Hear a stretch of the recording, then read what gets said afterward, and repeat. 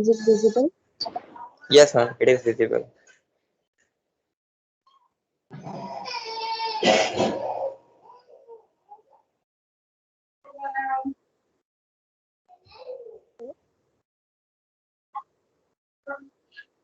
Anatomy and physiology of head. This is how our skull looks. Frontal bone, nasal bone, maxilla, zygomatic bone, mandible. ये तो front part में हो गए। फिर हमारे जो स्कैल्प में जो रीजन आता है वो कौन कौन सा हो गया? हो गया हमारा frontal bone, temporal bone, occipital bone. These are the bones. Okay. Then these are the lobes. Frontal lobe, temporal lobe, parietal lobe, occipital lobe, cerebrum. This is about एकदम से brief description of anatomy and physiology of head. क्योंकि हमारा topic है head injury, तो we are moving towards it. Okay. तो हमारा अगर आप after dissecting और हेड, अगर हम स्कैल्प को डाइसेक्ट करेंगे तो हमारा ब्रेन कैसा दिखता है? ऐसा दिखता है. Okay.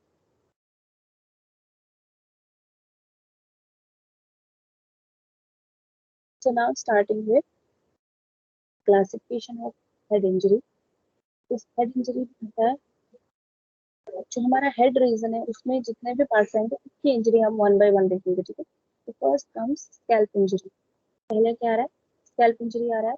Second is skull injury. Then comes the brain injury. Okay. First classification है बेस्ड ऑन कौन से पार्ट में इंजरी हो रही है. ठीक है. इसका अलग अलग मीन्स क्लासिफिकेशन होगा, वो हम देखेंगे एक एक करके.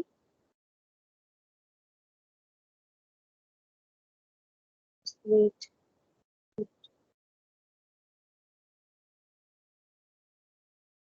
the students, I think students are joining. Wait, let me add them.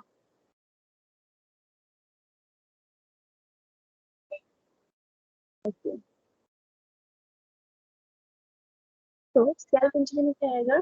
Obvious है कि जब स्कैल्प में इंजरी होगी that is termed as scalp injury. The scalp has many blood vessels, so any scalp injury may bleed profusely. Control bleeding with direct pressure. तो जो जब हमारे scalp में मतलब जो हमारा बोन पार्ट होता है, ठीक है, बोनी पार्ट जो है, बोनी स्ट्रक्चर जो है हेड का, उसमें अगर इंजरी होती है तो हम उसको क्या कहते हैं? स्कैल्प इंजरी कहते हैं.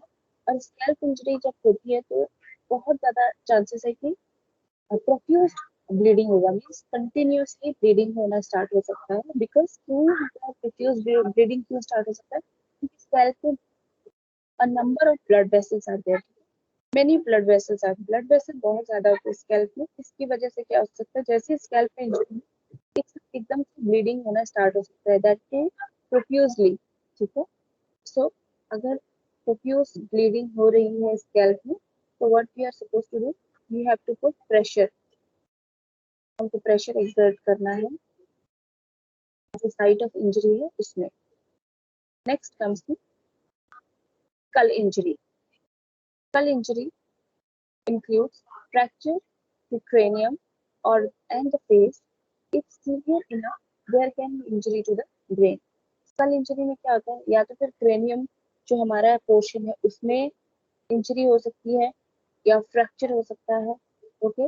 और अगर बहुत सीवियर ब्रेन इंजरी हुई है, अगर सीवियर हेड इंजरी है तो इंजरी ब्रेन तक भी पहुंच सकती है. मीन्स बाहर का जो कवर है वो क्रॉस करके हमारे ब्रेन तक भी पहुंच सकती है. ठीक है. Then comes the final brain injury. Brain injury can be classified as direct और इनडायरेक्ट. ओके. तो डायरेक्ट इंजरी और इनडायरेक्ट इंजरी में हम क्लासिफाई कर सकते हैं. Direct injury to the brain can occurs in open head injury. जब हम डायरेक्ट इंजरी कब बोलेंगे? जब अगर स्कैल्प या स्कल फट गया है, ओके, और ओपन हो चुका है, तो वो क्या होगा? Direct injury to the brain. And indirect injury अगर स्कैल्प या स्कल हमारा इंटैक्ट है, मतलब ब्रेन इंटैक्ट है उसके अंदर, then it comes indirect injury. क्योंकि इंजरी किसके थ्रू हो रहा है? स्कैल्प के थ्रू हो रहा है ना, वो स्कल के थ्रू हो रहा है. इतना क्लियर है? इतनी क्लियर है classification based on the site of injury. This classification is based on the site of injury. ये क्लियर है?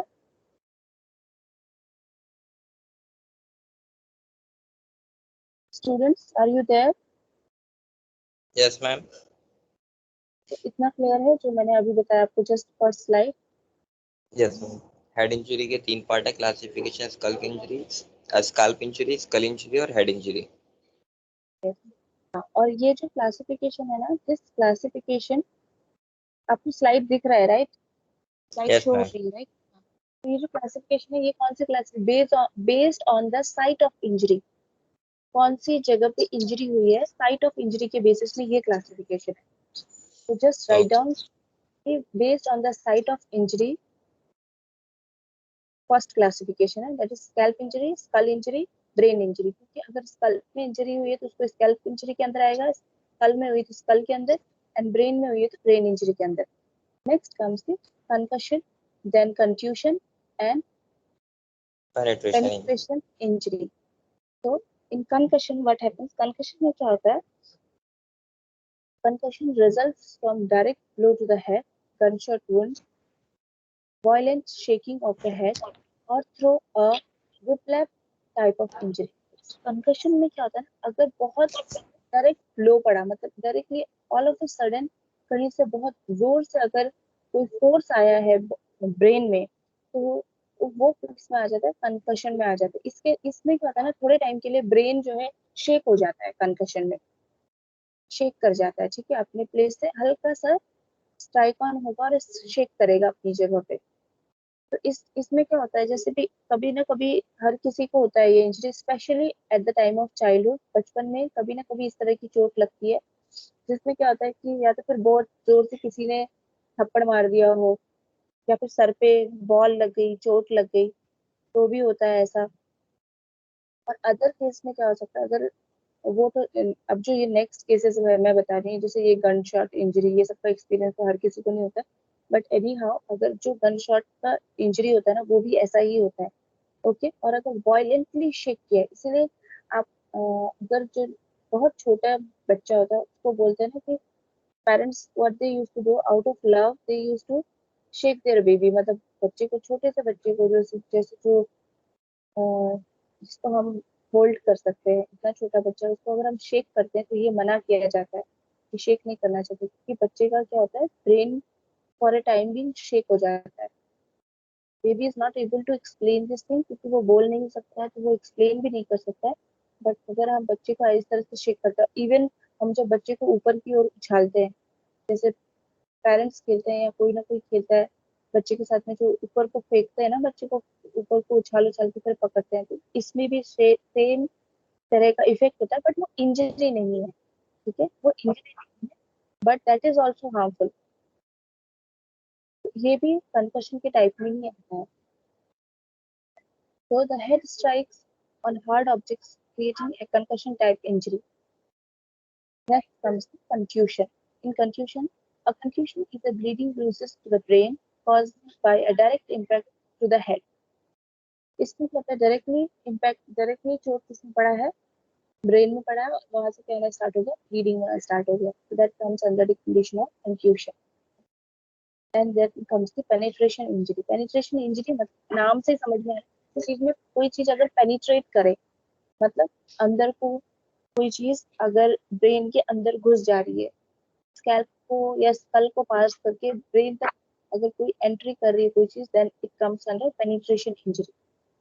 तो ये कुछ भी हो सकता है कि किसी हॉकी के स्टिक से हो, कोई इसमें भी गन शॉट इंजरी इसमें भी आएगा, ठीक है, इसमें क्या है, क्योंकि पेनिट्रेट कर रहा है ना, पेनिट्रेट कर रहा है गन का जो वुंड है वो, कन, इसमें कंकशन के केस में क्या था, गन शॉट इंजरी से क्या होता है, ब्रेन शेक भी होता है, फॉर दैट यहाँ पे गन शॉट इंजरी का भी ये भी है। पेनिट्रेशन में गन शॉट भी आएगा, अगर किसी ने स्टैबिंग किया है, कोई नाइफ से स्टैब किया है, तो भी गन इसमें पेनिट्रेशन इंजरी में आएगा वो, ठीक है। नाउ देखो ये शेकन बेबी सिंड्रोम, जैसे जो बच्चे को हम बहुत ज्यादा अगर शेक करते हैं, तो उसमें शेकन बेबी सिंड्रोम में क्या होता है कि बाद में जाकर के डेवलप हो सकता है बच्चे के साथ में, the time of when the baby is मतलब वेरी स्मॉल, ठीक है, उस टाइम पे बच्चे के साथ में बहुत ज्यादा खेला गया है, या फिर इस तरह का डेली होता था उसके साथ में कि उसको उछाला जाता था या उसको शेक किया जाता था हंसाने के लिए या किसी भी तरह से फॉर एनी एनी पर्पस, किसी भी पर्पस से। तो कई बार केसेस में क्या होता है कि बेबी का इस तरह के इस तरह की एक्टिविटी की वजह से क्या होता है कि या तो फिर जो स्कैल्प है उसमें फ्रैक्चर हो जाता है, ओके, या फिर ब्लीडिंग हो गई और वो क्या है, स्कैल्प तो इंटैक्ट है बट ब्रेन शेक हुआ और उसकी वजह से कहीं पे ब्लीडिंग होना स्टार्ट हो गया, तो क्लॉट बन जाता है ब्रेन के अंदर, ठीक है। ब्रूशेस बन जाते हैं, जैसे ब्रूशेस समझते हो ना तुम्हें, जैसे स्किन में अगर कहीं पे कहीं लाल कलर, रेड कलर का अगर कोई बहुत टाइट से किसी कहीं किसी जगह पे हाथ में अगर किसी ने बहुत टाइट से पकड़ा है, तो जब छोड़ते हैं तो वहां पे रेड कलर का निशान होता है, that is termed as bruises. But जो ऐसे होल्ड करने से जो ब्रूशेस बनता है वो कुछ टाइम के लिए बनता है, आफ्टर 1 to 2 मिनट्स वो चला जाएगा, बट बेसिकली ब्रूशेस मतलब होता है वो रेड टाइप का जो सिनेरियो ना वो रहता है for a longer period of time, that is called bruises. तो ब्रेन में ब्रूशेस बन सकते हैं। और हो सकता है कि जो ब्रेन स्टेम है हमारा, जहाँ पे पॉन्ड्स है ना, ब्रेन स्टेम है, पॉन्ड्स है, वो वाला एरिया स्वेल कर जाए, स्वेलिंग आ सकती है उसमें। तो ये सारी चीजें सिम्टम्स देखने को मिलती हैं शेकन बेबी सिंड्रोम में, जो मैं ऑलरेडी आपको एक्सप्लेन कर चुकी हूँ। इसीलिए doctor strictly instruct the client, या फिर जो न्यूली पेरेंट्स होते हैं उनको स्ट्रिक्टली बताते हैं डॉक्टर कि बेबी के साथ ये चीजें नहीं करनी चाहिए, कि बेबी को शेक कर रहे हो, उनको उनके साथ खेलने के टाइम में आप उनको ऊपर को उछाल रहे हो, this thing should not be done. Locked in syndrome में बेसिकली क्या होता है ना कि ब्लड अंदर ही लॉक रह जाता है, चोट लगी और इंटरनल ब्लीडिंग हुआ और ब्लड जो है वो अंदर ही क्लॉट होके रह गया, that comes under lock in syndrome. Okay, अब देखते हैं हम, यहाँ तक समझ में आ गया तुम लोगों को एक एक एज पर पिक्चर और ऐसे समझ में आ गया, concussion, tuition, Yeah. Penetration injury, shaken baby syndrome, locked in syndrome. Now we are coming to risk factors. क्या कौन कौन से रीजंस हो सकते हैं जो कि हेड इंजरी कॉज कर सकते हैं? Okay, first is colour blindness. Colour blindness की वजह से भी क्या हो सकता है, कहीं ब्रेन में या कहीं हेड के रीजन में इंजरी हो सकती है, बट जो कलर ब्लाइंडनेस का केस होता है वो जेनेटिकल केस होता है। अगर किसी को कलर ब्लाइंडनेस है तो वो जेनेटिकल डिसऑर्डर है, उस केस में ब्रेन इंजरी होना भी जेनेटिकल आ जाता है, ठीक है। और उसका reason till now it's not known, exact reason ऐसा क्यों होता है वो नहीं पता है। बट जिसको कलर ब्लाइंडनेस की समस्या होती है, जिसको भी आप देखोगे ना कलर ब्लाइंडनेस की प्रॉब्लम होती है, नॉट 100% बट कुछ परसेंट लोगों में, उनमें जिनको कलर ब्लाइंडनेस है उनमें आप देखोगे कि ब्रेन में कहीं पे ब्लड क्लॉट हो गया है या फिर कहीं ब्रूशेस है, इस तरह का कोई ना कोई, अगर हम उसका एमआरआई करते हैं ना, ब्रेन एमआरआई करते हैं या ईईजी करते हैं, उसमें कुछ ना कुछ defect we can find out. Okay, then comes alcohol addiction. Alcohol addiction की वजह से भी होता है, क्योंकि अल्कोहल एडिक्शन की वजह से क्यों हमारे हेड इंजरी या ब्रेन इंजरी हो सकती है, क्यों हो सकती है, क्योंकि अल्कोहल जो होता है वो क्या करता है, हमारा ब्लड ब्रेन बैरियर को भी क्रॉस कर लेता है। ब्लड ब्रेन बैरियर कौन से सेल होते हैं, एस्ट्रोसाइट्स होते हैं, ठीक है, आपने सेल पढ़ा होगा जो हमारे ब्रेन में प्रेजेंट होता है, astrocytes, the first cell, then oligodendrocytes, ये सारे अलग अलग monocytes, they are different different cells. But जो पहला सेल होता है दैट इज एस्ट्रोसाइट, वो क्या होता है, ब्लड ब्रेन बैरियर होता है। मतलब हमारे ब्रेन में जो भी न्यूट्रिएंट्स है, जो भी प्रोडक्ट है, ठीक है, जो हमारे पूरे बॉडी में ट्रेवल कर रहा है ब्लड के थ्रू, वही ब्लड तो हमारे ब्रेन में भी जाता है ना, बट सारी चीजें ब्रेन में नहीं पहुंचती है, क्योंकि every substance which is useful for our body is not useful for our brain। तो ब्रेन क्या है, बहुत ज्यादा डेलिकेट है, तो बहुत सारी चीजें ऐसी होती है जो बॉडी के लिए तो नेसेसरी है, बॉडी के लिए बहुत हार्मफुल है, पर वही चीजें अगर ब्लड के थ्रू ब्रेन में पहुंच जाए तो ब्रेन को नुकसान कर सकती है। तो इन सब चीजों का फिल्टर, एक फिल्टर जैसा वर्क करता है एस्ट्रोसाइट्स। तो जो चीजें हमारे ब्रेन के लिए हार्मफुल हो सकती है या फिर हार्मफुल इफेक्ट कॉज कर सकती है, ब्रेन में किसी तरह की इंजरी कॉज कर सकती है, उसको क्या करता है, एस्ट्रोसाइट्स जो सेल है वो फिल्टर कर देते हैं। वो चीजें ब्रेन ब्रेन में नहीं पहुंचती हैं ब्लड के थ्रू। बाकी जो नॉर्मल जो भी चीजों का रिक्वायरमेंट है वो पहुंच जाएगा, बट कुछ चीजें फिल्टर आउट हो जाती है। बट अल्कोहल एक ऐसा चीज है, जैसे बहुत सारे मेडिसिन होते हैं जो हम मेडिसिन खाते हैं ना, उसमें बहुत सारे मेडिसिन ऐसे होते हैं जो ब्रेन तक पहुंचते ही नहीं है। क्यों नहीं पहुंचते हैं? क्योंकि उसको एस्ट्रोसाइट्स फिल्टर आउट कर देते हैं। ओके, क्योंकि अगर वो ब्रेन में सारी चीजें ब्रेन में पहुंचती तो ब्रेन इंजरी हो जाएगा। और अगर एक बार ब्रेन इंजरी हो गई, किसी तरह की अगर बहुत छोटा माइन्यूट से माइन्यूट अगर ब्रेन इंजरी भी है, तो हो सकता है कि किसी की आईसाइट चली जाए, हो सकता है किसी की हियरिंग कैपेसिटी चली जाए, हो सकता है किसी को किसी भी बॉडी पार्ट में पैरालिसिस हो जाए। इसीलिए ब्रेन बहुत ज्यादा डेलिकेट है। इस वजह से क्या होता है, astrocytes work as a blood brain barrier, but जो अल्कोहल है ना, वो हमारे ब्लड ब्रेन बैरियर को क्रॉस कर देता है। अगर एक्सेसिव कोई अल्कोहल ले रहा है और बहुत लॉन्ग टाइम से ले रहा है, तो आप लोगों ने भी ऑब्जर्व किया होगा कि देयर इज चांसेस कि ऐसे जो पेशेंट होते हैं उन लोगों को सीजर्स आते हैं। नोटिस किया आप लोगों ने? हर हर एक को नहीं होता है, बट अगर आपने नोटिस किया होगा, देखो 100% सभी को ऐसा नहीं होगा, बट अगर बहुत लॉन्ग पीरियड टाइम तक बहुत पेशेंट पर्सन इज अल्कोहलिक, बहुत लंबे समय के लिए वो शराब पी रहा है या फिर कुछ इस तरह का अल्कोहल ले रहा है, तो आप देखोगे कि एक टाइम के बाद उसको सीजर्स आने लग जाते हैं, मिर्गी के दौरे पड़ने लग जाते हैं। नोटिस करना, या नोटिस जरूर किया होगा, ये बहुत एक कॉमन है। ये क्यों होता है? क्योंकि ब्रेन डैमेज होना स्टार्ट हो रहा है। ठीक है, इस वजह से क्या हो जाता है, ब्रेन इंजरी होने स्टार्ट करती है, लीशंस फॉर्म होने लग जाते हैं ब्रेन के अंदर। तो वो भी एक ब्रूशस बनने लग जाते हैं, लीशंस बनने लग जाते हैं ब्रेन में। ब्रेन के किसी भी लोब में बनने लग जाएगा, चाहे वो फ्रंटल हो, पैराइटल हो, टेम्पोरल हो, ऑक्सीपिटल हो, कोई से भी लोब में अगर लीशन बनने लगे या ब्रूशस फॉर्म हो गया, तो क्या हो गया, वो इंजरी कॉज कर रहा है।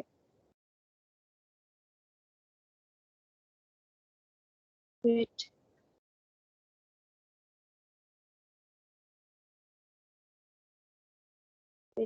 Just wait, okay, few students हैं जिन्हें ज्वाइन कराना है।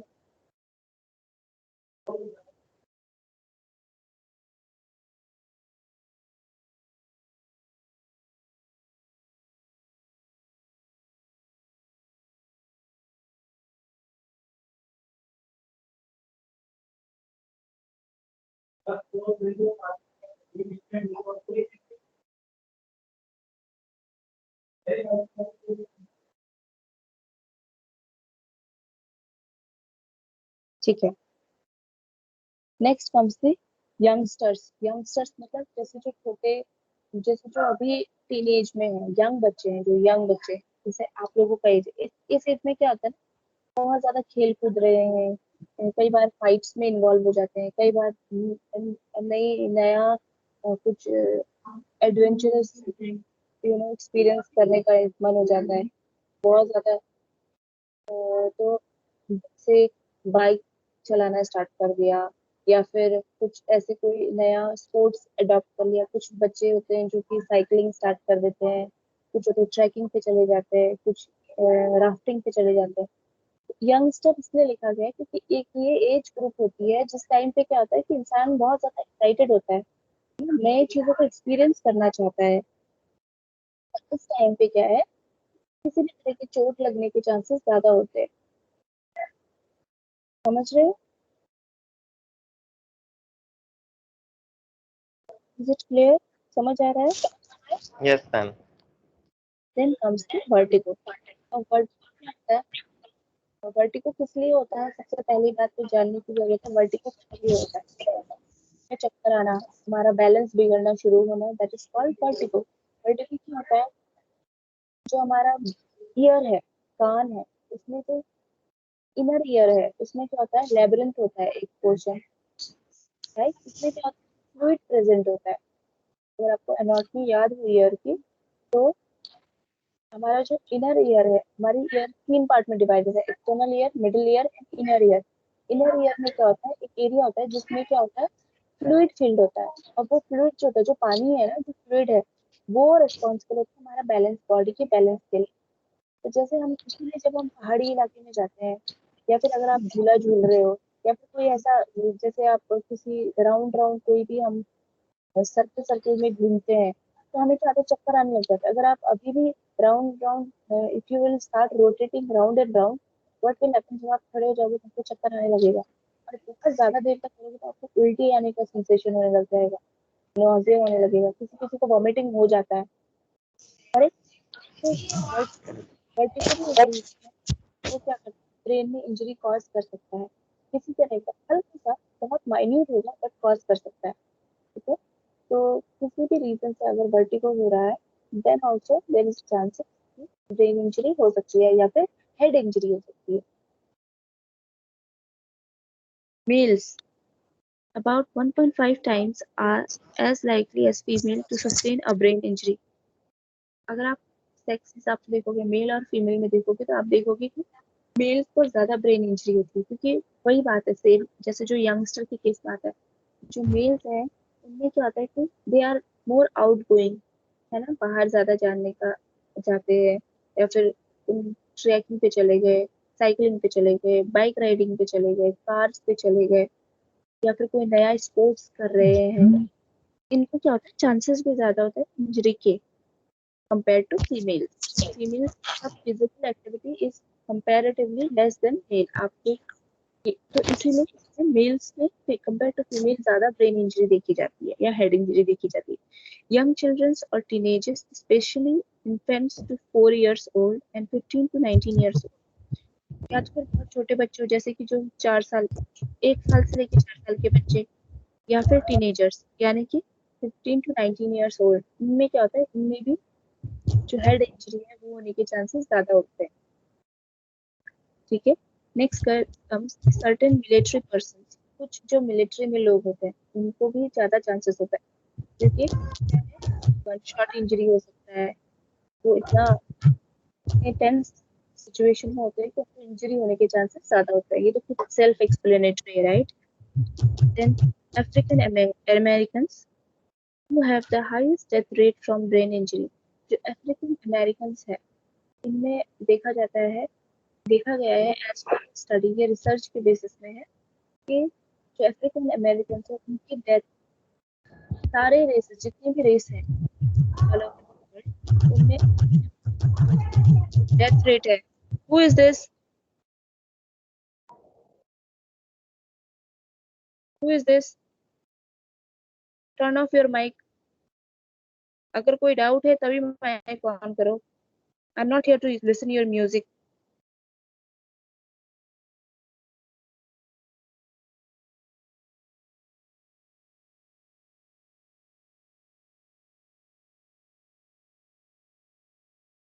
ओके, देन जो अफ्रीकन अमेरिकन है कंपेयर टू अदर रेसेस, इनमें क्या है, highest death rate देखा गया है। तो might be because if you will see these kind of these race people, जो ये इस रेस के जो लोग होते हैं, आप देखो तो वो लोग ज्यादातर एथलीट ज्यादा होते हैं, स्पोर्ट्स में ज्यादा होते हैं, एथलीट ज्यादा होते हैं, means their physical activity is comparatively more than that other race people. तो हो सकता है इस वजह से ये चांसेस हो। Okay, now we are coming to etiology. ये तो हो गया रिस्क फैक्टर, ऐसे मतलब ये सारी चीजों से भी हो सकता है risk factor. Now we are coming to the etiology, that is जो एग्जैक्ट कारण होते हैं, what are the reasons. Ma'am some causes, PPT visible नहीं है। शो नहीं हो रही है, नहीं। Wait wait wait wait wait,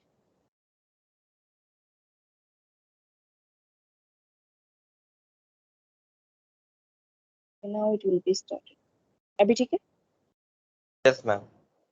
तो यहाँ तक समझ में आ गया रिस्क फैक्टर, इतना समझ में आया। कहीं पे कोई डाउट है तो मुझे पूछ लो, एक बार देख लो रिस्क फैक्टर्स के थ्रू, अगर कोई डाउट है तो पूछ लो मुझसे।